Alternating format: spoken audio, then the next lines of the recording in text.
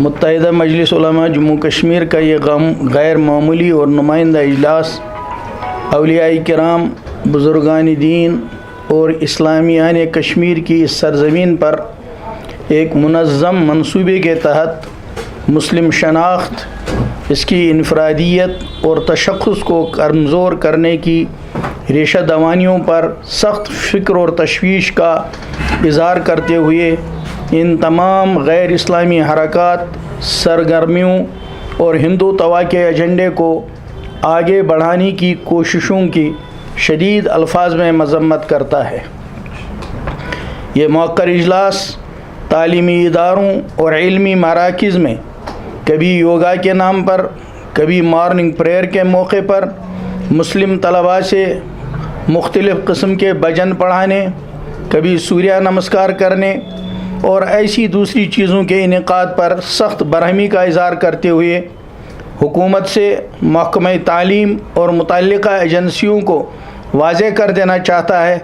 کہ وادی کشمیر میں اس طرح کی غیر اسلامی سرگرمیوں کے انعقاد سے دور رہیں، کیونکہ یہ چیز ہمارے اسلامی عقائد اور دینی افکار و نظریات کے خلاف ہیں۔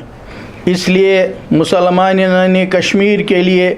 ناقابل قبول ہے، وہ ان چیزوں کو کسی بھی صورت میں قبول نہیں کر سکتے۔ یہ اجلاس تمام اساتذہ کرام اور سکولوں کے منتظمین سے اپیل کرتا ہے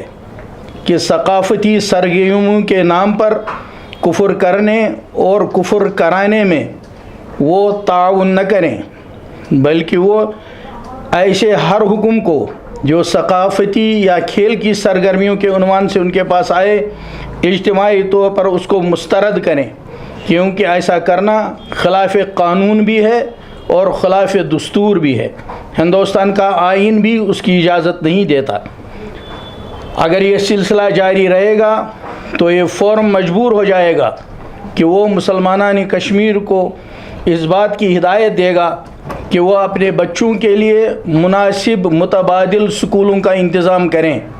اور ایسے سکولوں میں جن میں جبراً یہ چیزیں پڑھائی جائیں گی ان کے بارے میں غور کریں کہ وہ اپنے بچوں کو وہاں رکھ سکیں گے یا نہیں۔ تمام دینی تنظیموں کے ذمہ دار اپنے ہم مسلک ان علماء سے جو سوشل میڈیا کا استعمال کرتے ہیں یہ گزارش کریں کہ وہ عوام الناس کی بیداری کے لیے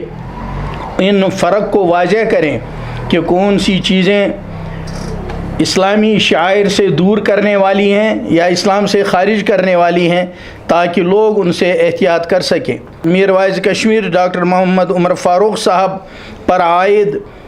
غیر قانونی قدغنیں ہٹائی جائیں تاکہ موصوف جامع مسجد سری نگر میں قال اللہ اور قال رسول صلی اللہ علیہ وسلم کی منصبی ذمہ داریاں ادا کر سکیں۔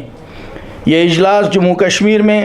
اسلامی مراکز اور مسلمہ اداروں کی ساکھ کو زک پہنچانے کے پس منظر میں علماء، مبلغین کرام اور ائمہ حضرات کی گرفتاریوں اور ان پر PSA کے نفاذ کی مذمت کرتا ہے اور ان تمام ہی علماء کی فوری طور پر رہائی کا مطالبہ کرتا ہے۔